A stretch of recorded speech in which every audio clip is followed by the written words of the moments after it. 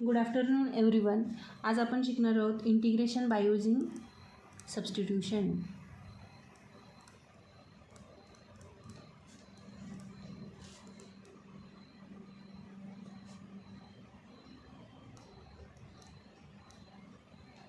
तर त्याच्यासाठी आपण फर्स्ट एक्झाम्पल बघूया डायरेक्टली.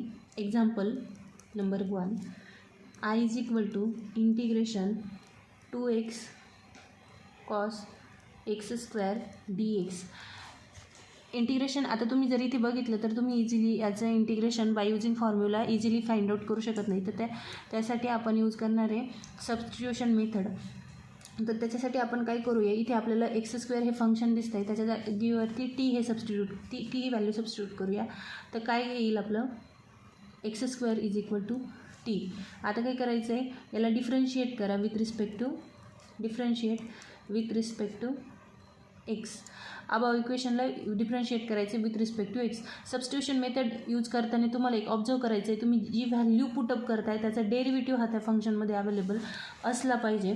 तर आता आपण इथे x² is equal to t put करतो आहे. x² is equal to t put केल्यानंतर डिफरन्शिएट केलं तर ते काय येईल, d/dx of x² is equal to d/dx of T.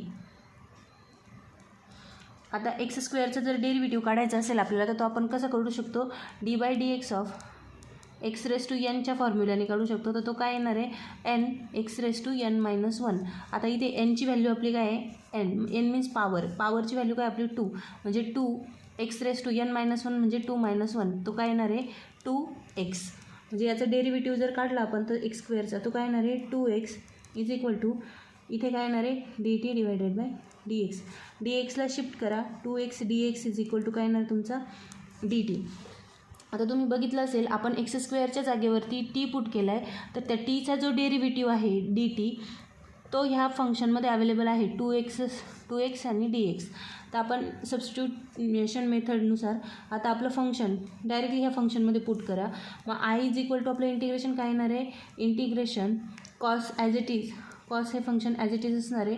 x² च्या जागेवरती आपण टी पुट केला आहे, त्यानंतर 2x dxच्या जागेवरती आपल्याला आलेलं dt आहे, मग इथे dt यूज करायचं आहे. तर याचं इंटिग्रेशन ज्यावेळेस आपण काढू तर ते काय येईल, I is equal to sine t plus constant of integration c. आता इथे काय केलं आहे, साइन टी आला आहे, पण आपलं हे फंक्शन फंक्शनमध्ये व्हेरिएबल जो होता तो एक्स होता.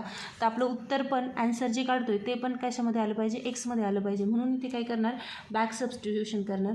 Back substitute value of t. मग काय येईल ते, I इज इक्वल टू